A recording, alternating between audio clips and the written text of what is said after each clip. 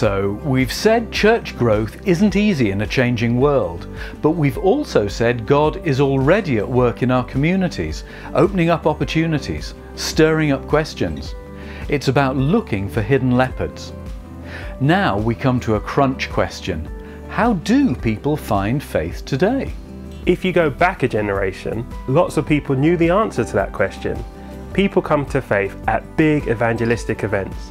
They get taken by a friend to a Christian event, they get up out of their seat and take a literal step of faith. The template for these events was popularised by Billy Graham. Billy Graham was a high-profile American evangelist.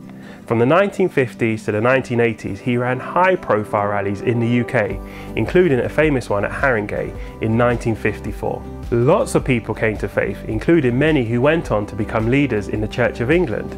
So why not do that again today? Trouble is, the world has changed. Almost nobody does big rallies any longer, including the Billy Graham Association. They just don't seem to connect these days. Billy Graham mostly called people back to a faith they already knew something about from childhood. Most people now don't have that background. And those rallies worked on a come to us model. If we do something that looks and feels like church but do it really well, people will come. But today, why would they? Actually, there's another problem with looking to big events for our church growth. It's not only that people don't go to events like that any longer, there's evidence that their long-term effectiveness wasn't that great anyway. Here are the stats for an average Billy Graham rally in the UK. 35 nights in a big venue. 1.5 million people in attendance. 150,000 people make a faith commitment. Research shows 13% of those remain in church longer term. Now that's not bad, it clearly made a difference. But if you crunch the numbers, the time it would take for the whole UK to come to faith on that model is 3,500 years. And that's assuming most people are interested. Here's a very different model for church growth by way of contrast. Let's say there are 3 million practicing Christians in the UK, of all traditions.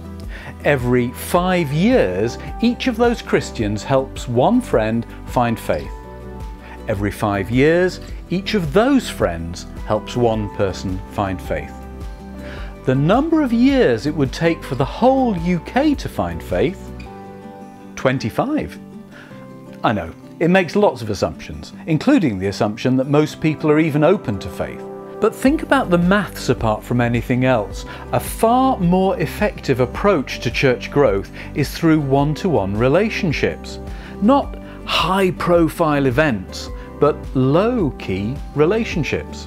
Events have their place, but what makes the difference is relationships and people sharing their faith with friends. If you want to know how significant church growth happens, that's your answer. Lots of ordinary people talking to their friends about something that's made a difference in their lives, praying for them and inviting them to find out more. So we come back to our big question. How do people find faith today? Well, one thing we mustn't lose sight of. Most people come to faith as children or as young adults. About 3/4 of practicing Christians say they found faith by the age of 18. That's important, and it underlines the importance of the home and toddler groups, children and youth groups, as well as school links. And we'll come back to all of those. But what about adults finding faith? All the evidence and all the recent writing on church growth points in the same direction. The normal route to faith for adults today is a journey. It's gradual. It normally takes a good 5 years or so, often longer. It's often messy with twists and turns. The journey's influenced by a whole lot of factors, but one thing that's key is personal relationships. The person knows and trusts somebody who has a faith, and that means they want to find out more. Probably the clearest place you'll see this set out is in a great book called Pathway to Jesus. It's by 2 student workers who ask a question: do young adults still come to faith these days, in our complex post-Christian times? The answer was yes, they do. So they looked at the faith journey of 2,000 young adults and found all the stories had a similar shape. The journey was gradual, over several years, and they all went through similar stages: getting to know and then trust a Christian, and gradually opening up to the possibility of change, and eventually finding faith. This trust is absolutely vital. So why is building trust with a Christian so important? Well, to be blunt, the church has an image problem. And to help us see why, have a look in your handbook. You'll see 2 questions about which professions people trust and which professions they don't trust. Back in 2019, the pollsters Ipsos Mori listed a whole lot of professions, and they asked people which professions they were most likely to trust and which they were least likely to trust. Have a think. What do you think were the 2 most trusted professions? And the 2 least trusted? Quickly write down your guesses in your handbook. Most trusted? 1 and 2? And which are the least trusted? 1 and 2. How are you doing? Have you written 4 professions down? I'll tell you the answer. The most trusted profession was nurses, closely followed by doctors. And the least trusted? Politicians, closely followed by advertisers. We might smile, but it tells us something about our culture. People trust professions who care for the body and make a practical difference. They mistrust word-based professions, people who use words to persuade, because words can be used to deceive. So, if people just hear fine words preached, what they think is, how are you trying to trick me? How are you trying to take advantage of me? But if people see somebody caring in practical ways, they're more likely to trust them. This is such a key insight. To build trust, we don't rely on words only or on preaching. It's about caring, helping, and making a difference. Trust is earned. And that's why our social action projects are so important, as well as our personal relationships. We'll say more about this in a bit. There's another reason why church has an image problem. The main thing lots of people associate church with is being judged morally. Lots of people imagine uptight, super moral people who like nothing better than to condemn others. Sadly, some churches can be like that.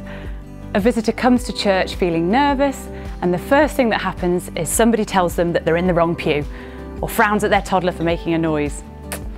But even if they haven't experienced it, it's what so many people already expect from us.